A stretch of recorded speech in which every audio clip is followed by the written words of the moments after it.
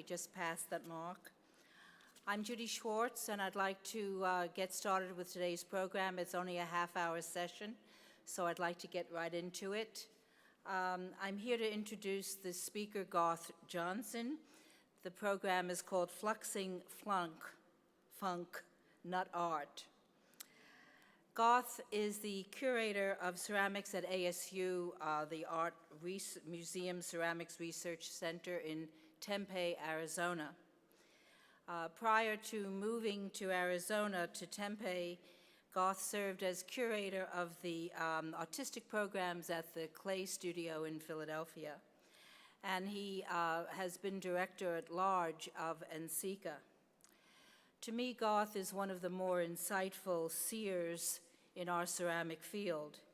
He consistently demonstrates that he does his research, has a great sense of history, and approaches everything with incredible passion and is an incredibly good communicator. What more could you want out of a half-hour session?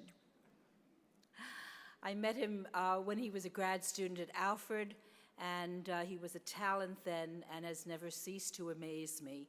Please welcome Garth Johnson. Pleasure. All right, let's get this thing started. What is nut?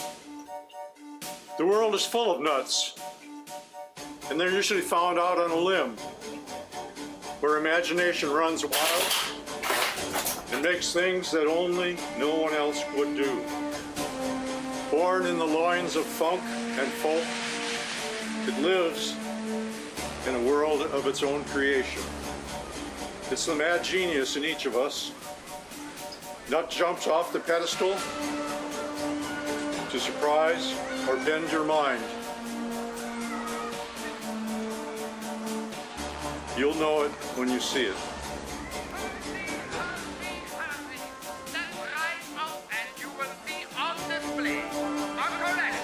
Clayton Bailey, ladies and gentlemen.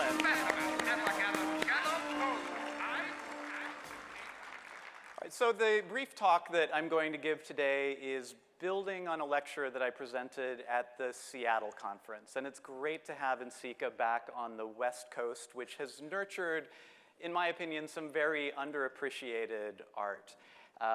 Clayton Bailey was a part of that lecture, and he's a vital part of this lecture.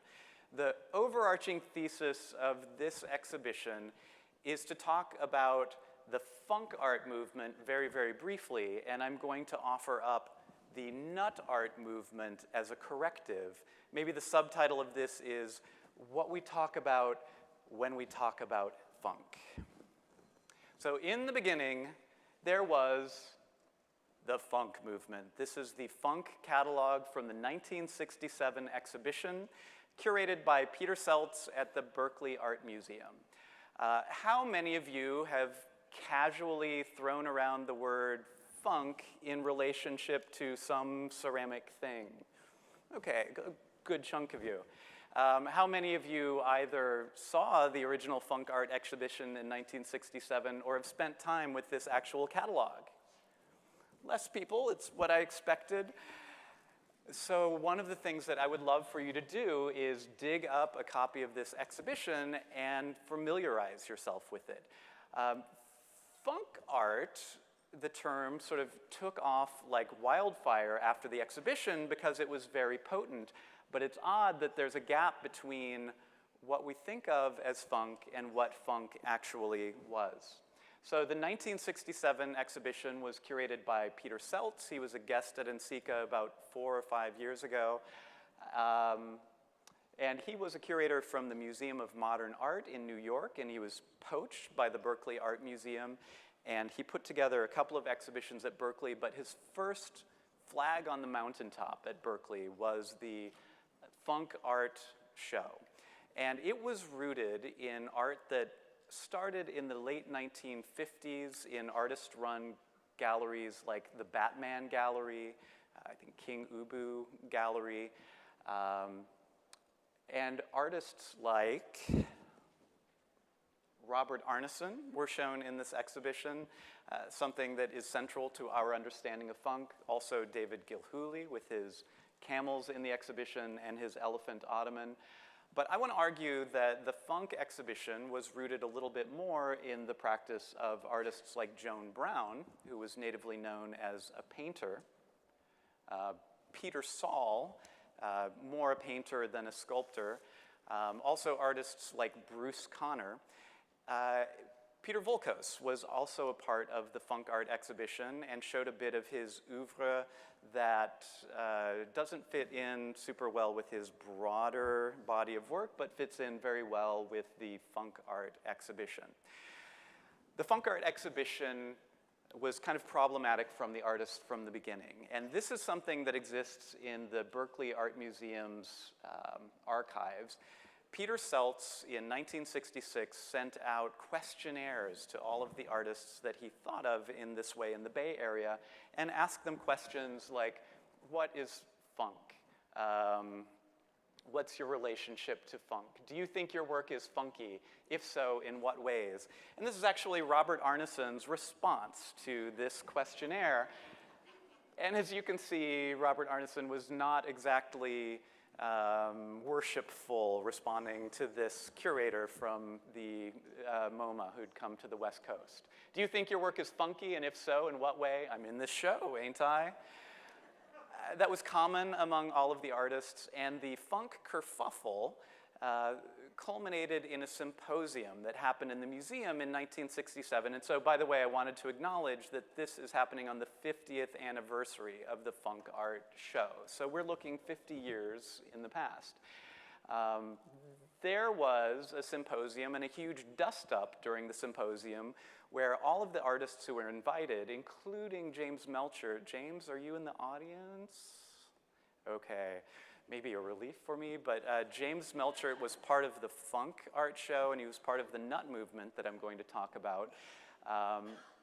And there was a huge pushback. In fact, the artists were kind of acting out when they were put on this panel with Peter Seltz and expressing their displeasure with having the word funk slapped on them. Joan Brown was kind of pissed off that Peter Seltz didn't root the exhibition in some sort of larger art history context. And I wanted to add that all of the works in the funk art exhibition, most of which were not ceramic, were all sculptural, even though lots of the artists were painters. And they were all from Bay Area artists. So someone like Peter Volkos, who had semi-recently moved up from Los Angeles and would root his practice in Los Angeles and Montana, was angry that it was a very regional label for the practice. I think things got thrown in that symposium. I wanted James Melcher to confirm that, but it became a very kind of ugly debacle, and it was actually cut off before anyone could answer any questions. Oddly, funk takes off at that point, and people start using the word as shorthand for a type of ceramics that were lumpy, colorful, used craft glazes. And so that it was definitely applied to a thing. And one of the people who spread that terminology was Clayton Bailey. So Clayton Bailey is proof positive that funk is not necessarily central to the West Coast. Funk has its roots throughout the United States. Clayton Bailey is a native of Wisconsin, and he was making work that was every bit funk in Wisconsin in the early 1960s. Clayton Bailey was teaching Wisconsin. He moved to University of North Dakota, Vermillion, and was teaching there. And right after the funk art exhibition, Clayton Bailey brings out some of the artists from the funk art exhibition, including David Gilhooly and a few other artists, and creates a funk art festival in Vermillion, North Dakota. And you owe it to yourself to dig up a little bit of information about the goings-on at this funk art festival. By the way, I wanted to point out that me standing on a stage talking about this very warm, human, funky, fuzzy art does it a disservice. And I wrote an accompanying dry analytical article, and if you go to the NCECA app and you go to my profile, you can look at that article, and you can actually find this entire PowerPoint if you'd like to use it as a breadcrumbs to get back to the information. So Clayton Bailey moves from North Dakota to Crockett, California, and he makes friends with lots of people who were involved in and slapped with the label of funk. But Clayton Bailey is an artist who has always marched to the tune of his own drum, or bagpipe, as it were, or Jew's harp, which he also loves to make and play. This is a photograph of Clayton Bailey with his family posing in front of the Crockett Bridge in the town of Crockett where he lived. And by the way, he's created a museum for his work, which was featured in the opening video that Clayton made, and you owe it to yourself to go to Crockett to pay a visit to the Clayton Bailey Museum of Wonders. Clayton Bailey is known for such things as his alter ego, George Gladstone, who would discover Bigfoot skeletons in remote locations. This particular Bigfoot skeleton shows the triple-jointed penis of the Bigfoot, which explains their lack of prowess in mating, because the thing sort of bends against itself as it's used. But Clayton Bailey formed a little bit of a bromance when he moved to Crockett with a really incredible painter named Roy DeForest. And Roy was a faculty member at the University of California, Davis, along with Wayne Thiebaud, Robert Arneson, other artists. And in fact, Clayton Bailey eventually leaves Crockett, where he was living in a disused diner with his family. And you're going to see some images of that diner later on. And he moves into a house right next door to Roy DeForest, and they formed this very lasting bond. Roy DeForest, as you can see, this is 1967, and if anyone was marching to a different tune from the zeitgeist than Roy DeForest, who, I don't know, sort of looks very Portland 2017 in a way, with his bow tie. And this is his dog, who's posing along with him. King is the dog. And I wanted to add that Roy DeForest is an artist who is finally getting his critical due, and his career retrospective is going to be opening up next month at the Oakland Museum. It's accompanied by an amazing catalog by the curator, Susan Landauer, who was a great help in forming this. In any case, and these are both images from the ASU Art Museum collection, by the way, that are being lent to the Roy DeForest exhibition. David Gilhooly, another artist who's central to the idea of nut art, and David could also not be anything other than what he is. His world is deeply rooted in fantasy, and he created entire art historical mega-universes based on frog populations, doing all of the things that humans would do. Some other players in the nut art scene, and this is a woman whose art has earned my respect in a big way, Maya Peoples-Bright. And here's an image of Maya Peoples-Bright in 1969 or 1970.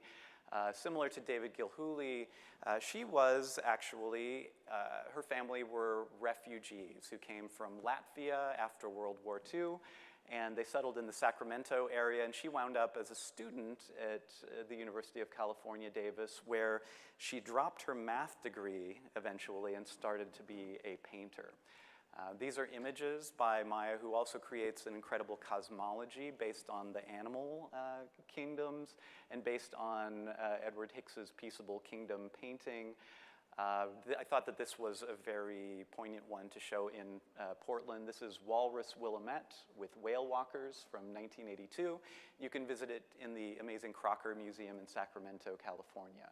It's hard to see how impasto the paint is. Oops. She was also, and remains, a very talented ceramic artist. This is her dog, Woof P. Woof, who is sort of her spirit animal and was very famous at the time, and is sort of central to her cosmology as well.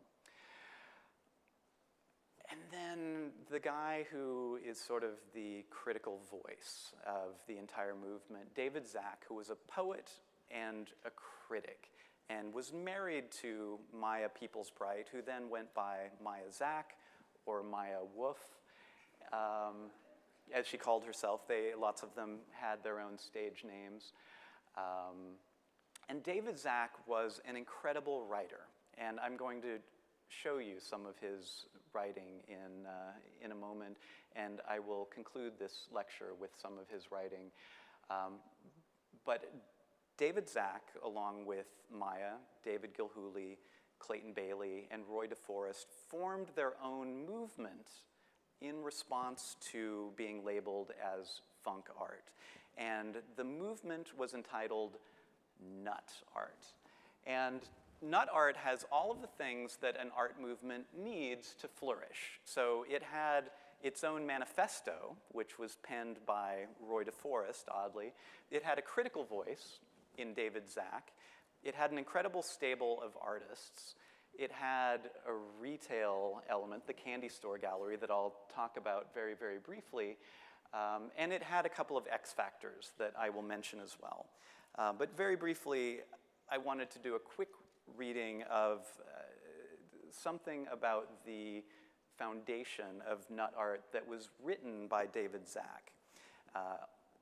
As a good art movement, there are elements of bullshit, there are elements of myth, and there are elements of reality that come together to form one mighty stream. So here's David Zak's take on the birth of Nut Art.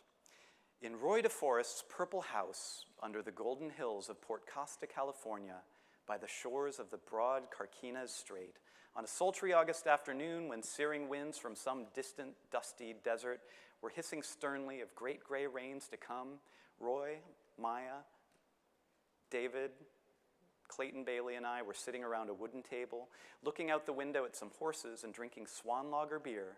They'd been doing a lot of work lately. Maya had started a painting with a pattern of very complicated beasts smiling. Dave had begun working on his series of large cookie jars illustrating the frog history of the world. Bailey was just getting into burping bowls and also at work on a series of clay trumpets with his traditional grub-nosed critter appearance.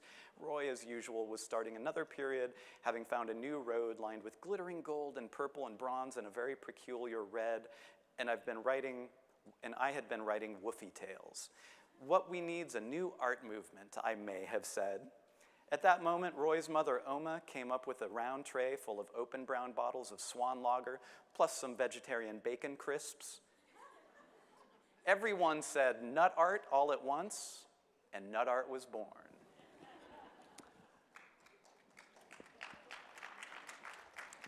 David Zak, mighty writer, mighty mind, kind of a garbage fire of a human being, but an incredible talent and someone who's remembered in equal parts fondness and irritance by many of the people who know him. And here's an image of him. He was a cello player, and he would often turn his cello upside down and play with his feet and the bow. Nut Art had a headquarters as well. This is an image by David Gilhooly of the Nut Art headquarters, which was a place called Rainbow House. And it was bought by David and Maya Zak in 1965. It's in San Francisco, and right down the street from those very famous painted ladies that you always see on the postcards. And they bought every color that they could of Sherwin-Williams, I believe, paint, and then gave all of their friends the instructions of not having any paint color being next to any other color, and this was the result. David Gilhooly created a large fiberglass crocodile that was climbing the front of the building, and he never got to create the orangutans that were supposed to adorn the side of the building. Inside, the house was filled with Maya's painting. I wanted to add that so they bought the house in 1965 for $20,000, I believe, sold it about 5 years later, and it recently sold 4 or 5 years ago for $1.6 million. It's not painted the rainbow colors anymore, but I'm happy to report that Maya's painting in the foyer remains. The other headquarters was the Dairyville coffee shop where Clayton Bailey lived with his family. And as I said, you'll get to see some great footage inside of the Dairyville coffee shop. Ladies and gentlemen, we are in Portland, and I mentioned that I was going to talk briefly about some of the fuel that fueled the nut art movement. And I don't want to overstate the use of cannabis and the importance of cannabis to this movement and the Bay Area at this time, but I don't want to understate it either. In most of the conversations, and I want to add that I've done lots of personal interviewing leading up to this, the sculptural pipes were mentioned by almost everybody. I found out at some point that Clayton Bailey actually created an exhibition of sculptural pipes while he was a professor at Cal State Hayward, didn't lose his job. And the pipes that all of the members of the Nut Art crew created are part and parcel, I think, of their integrated worldview. Here's some images. I actually asked Clayton, do you have any of these left? And Clayton's an incredible archivist, and I don't know if these have been seen in public for 40 years. He pulled out all of the sculptural pipes in his collection, including this grouping, many of which were by Clayton's wife, Betty Bailey, incredible sainted woman. And she liked to call these paranoid pipes because they were in the form of anything that you would not expect to be a pipe, like a children's ice cream cone. Check out the incredible pangolin pipe by David Gilhooly at the bottom. But most of the artists involved in the nut art movement, while they would sit around and BS, were also putting their effort into creating these great functional works of art. And I realize if there are millennials in the audience, particularly millennials who live in California or here in Portland, these are pipes. They were used by the ancients before the birth of gummies, before the use of vape pens, to burn cannabis to achieve altered states. Okay, so some of the fuel that goes into nut art, and I wanted to mention that there is this X factor outside of the core nut art group in the form of a guy named Lowell Darling, who I talked about in the talk that I did in Seattle. Lowell is kind of famous for a 1970 exhibition that he did at Southern Illinois University in Carbondale, based all on unfired clay. He was way ahead of his time, but he sensed the calling of the Bay Area, and he moved to the Bay Area in 1971. He opened up a gallery, and his gallery was the first gallery to show the work of Bruce Nauman, among other Davis-related artists, and also showed the work of the core nut artists. Lowell was an incredible communicator, and he was part of this thing that existed before the internet called the US Postal Service. And correspondence art is now looked at as a bona fide art form, and there are people who study it, and it was alive and well on the West Coast, and many of the artists from the West Coast and from what we would call the flyover states were incredible correspondence artists. Clayton Bailey was before he moved out to the West Coast, and that was one of the ways that artists insinuated themselves into communities and communicated. Lowell Darling loved created organizations and doing crazy things. He created a school called the Fat City School of Fines Art that you didn't need to actually attend to get a certificate. And here he is popping out of either a dumpster or some mail receptacle to give one of his certificates to this young lady. In addition to his gallery, and here he is today, he's currently living in Slovenia. He's most famous for running for governor against Jerry Brown in 1976, I believe, as an art action running for the governorship of California. He's also famous for creating large ceramic acupuncture needles that he placed on the San Andreas Fault to try and heal the San Andreas Fault. So here you have the nexus of a lot of things that critics tend to talk about in low voices as seminal things. Correspondence art, land art, conceptual art. And he was totally enamored of the nuts, as was the poet and writer David Zach. So Lowell Darling created a zine, a self-published 1971 fanzine to Nut Art. He invited 10 artists to each submit 10 pages of whatever they wanted, and then he commissioned David Zach to write some prose for it. He put out advertisements in Craft Horizons and other publications, and he sold a limited edition of Nut Pot Bag. I can't find a single copy of Nut Pot Bag circulating on the internet. I've seen one in my life pop up on the internet.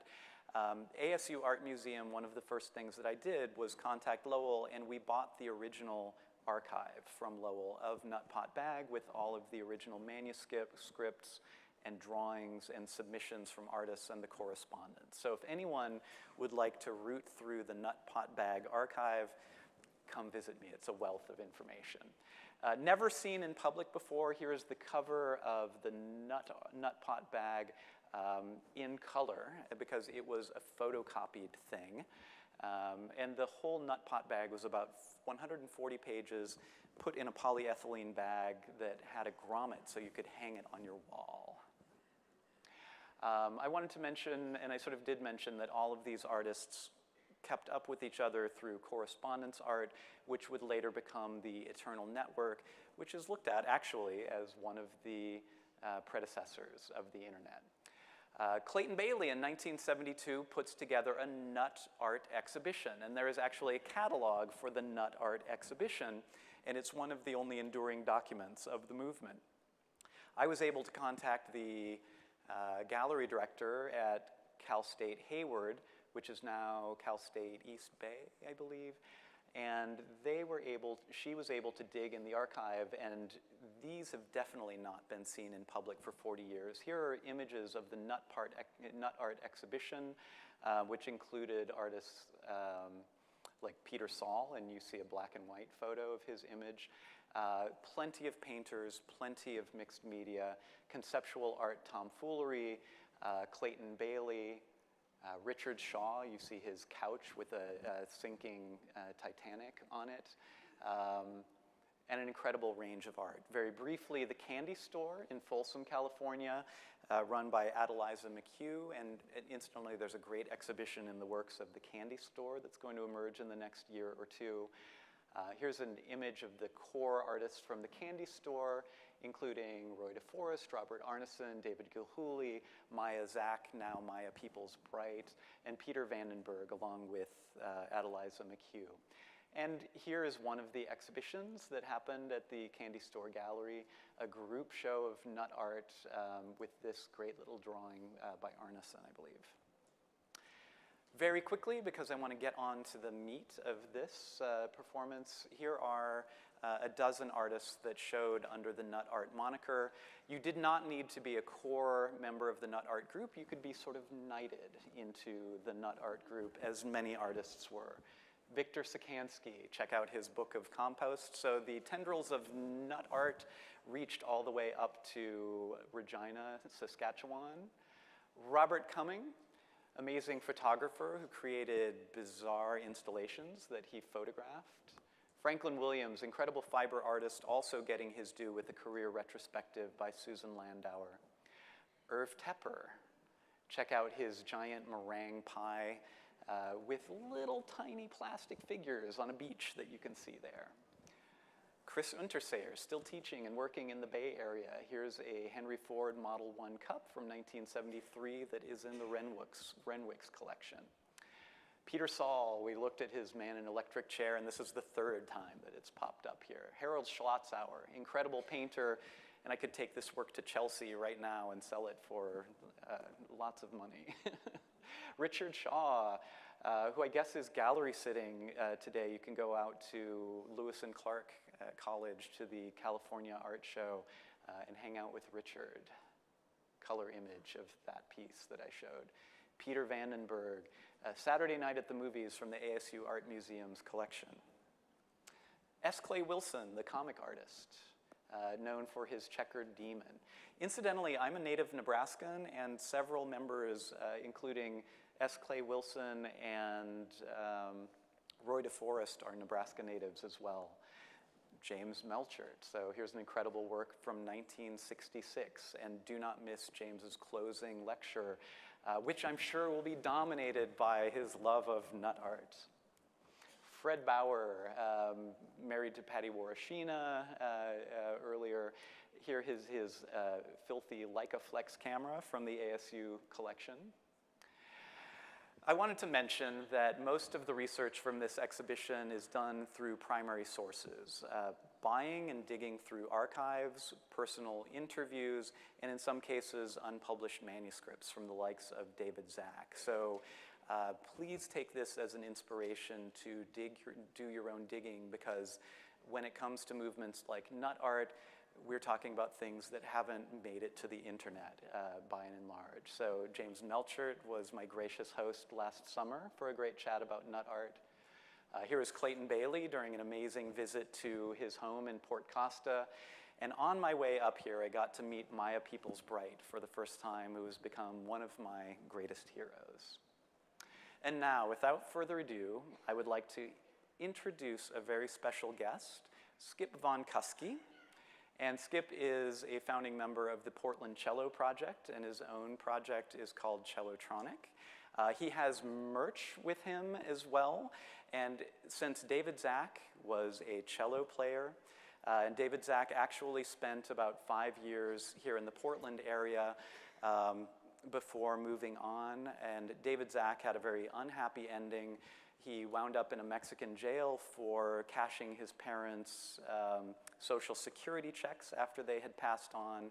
He had diabetes, and he either died in the Mexican prison or shortly thereafter in the mid-1990s. So Portland, I'm going to honor the return of one of your sons who did amazing work, and I'm going to do a reading of an article about nut art that was actually supposed to be a review of the Objects USA exhibition, and it appeared in Art in America magazine in 1968, I believe. So Skip Von Kuske, ladies and gentlemen.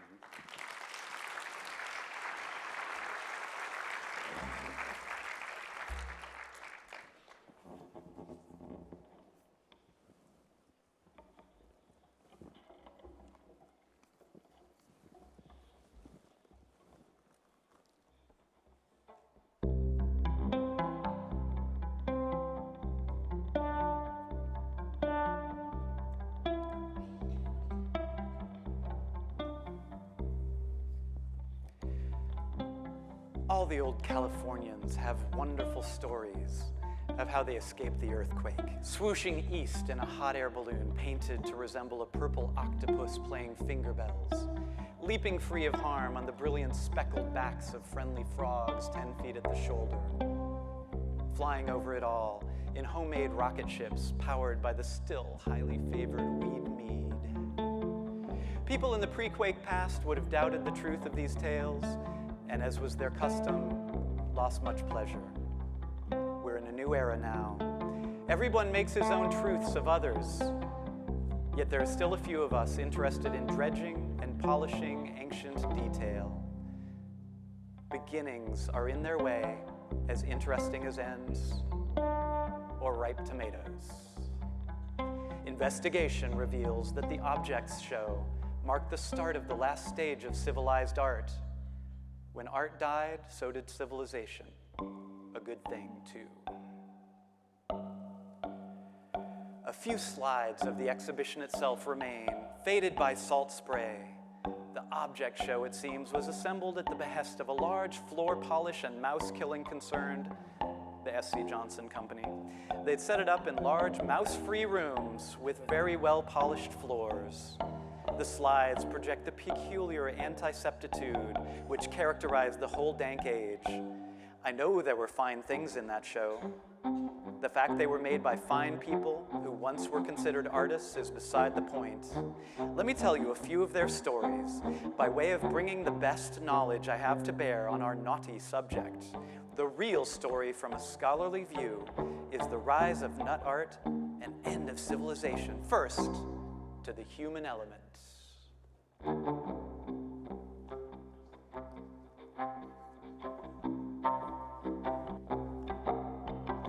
David Gilhooly was 26 in the year of the object show. His chosen college subject was anthropology, the subject of man, the study of man at a famed ag school, the University of California, Davis. His early life was spent hunting snakes in Puerto Rico. Fate flipped him into an elective art course taught by William T. Wiley. Before he could say Margaret Mead, Gilhooly was slicing French bread lengthwise, placing an old fur piece inside, varnishing the whole, calling it a furry hot dog. Gilhooly also developed a considerable civilized reputation for his sculptures of domestic dogs and cats, a huge selection of wild pigs, some real, some others mythical, and a wide variety of apes. In the fall of 1969, Gilhooly moved to Saskatchewan in a large dirigible outfitted with gas kilns and a cybernetic pipe organ which improvised tunes from the Fugs' first album. He began focusing on fossil remains common in that area and also on current local fauna. One of his first projects in Regina was the creation of a ceramic moose with antlers 20 feet across. It floats in a nearby lake.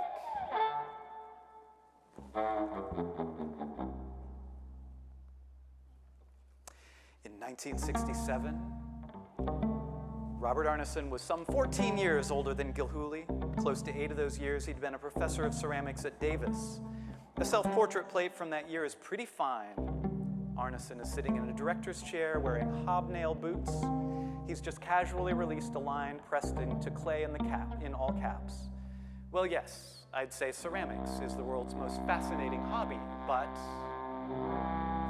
this text requires some scholarly explication. A hobby in the old days was something someone would do, usually not very well, with some idea of self-improvement. People worked full-time at very dull and sterile jobs, like button pushing and quality control. Then they'd go home and water African violets or mold strawberry-shaped creamers. Many manufacturers encouraged the consumption of their goods by boosting hobbies. Arneson's 1964 urinals and sinks and drinking fountains give the impression that his concern is with dirt. With shocking or with plumbing, feces are gold-plated, flushers penile, and the drains a strong reversal of the most likely relationship between humans and plumbing. Arneson began work at a time when minimal pursuits were big in the art world. People were making one-colored paintings to show in museums. But where the trend was toward the least, Arneson and certain other people represented in the objects show were trying to encompass the most.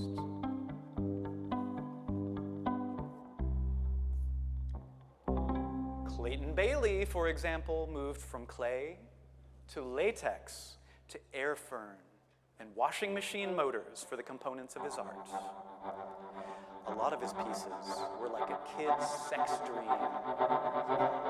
By 1969, he'd made a series of over 50 burping bowls, one of a few examples of this period of a synthesis of sculpture, painting, technology, music, and pisciculture. Bailey's early work with expertly glazed smoking pipes influenced the millions of decorative pipes still being made, which can be seen wherever people live nowadays.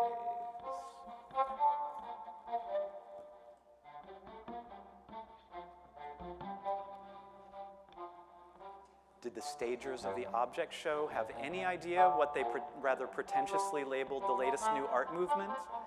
All indications suggest they were mainly out to help sell the objects in galleries after publicizing them through museums. They were operating a method that began with abstract expressionism 5 or 6 short generations before and led to pop, op, min, kin, con, pro, and some other no longer significant monosyllables. Yet nut art was the kernel of the show. Nuts, as everybody knows now, are kernels covered with protective and decorative shells. Clearly, nut artists were working across the country, and the work in the years just before the quake. Gaudi was one, Rhodia, and all of the primitive eccentrics working in small towns from Kansas to Louisiana. These people got so that they were best realizing the wisdom of their culture in the work that they did almost casually.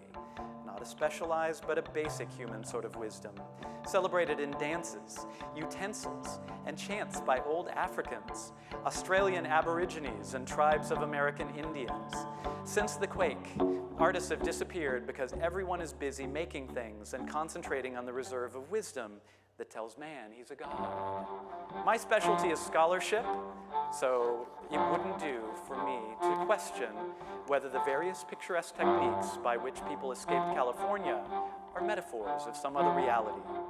California was bound to go, partly because it's been so close to the Pacific, the ocean of peace, but more because it was filled with so many artists playing the art game with so few rewards available.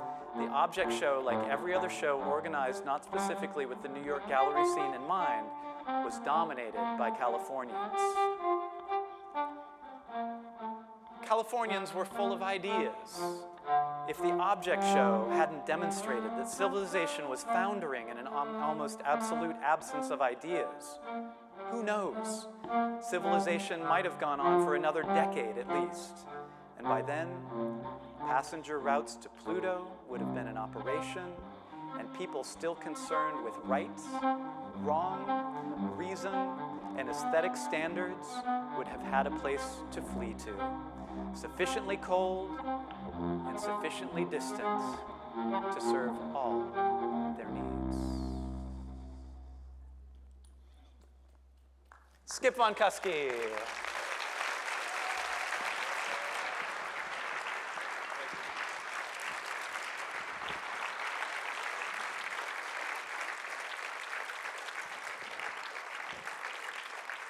Okay. So again, far too much for me to put together into that brief 30-minute lecture. Please read the original article and download my PowerPoint and do some digging for yourself. Thank you very much.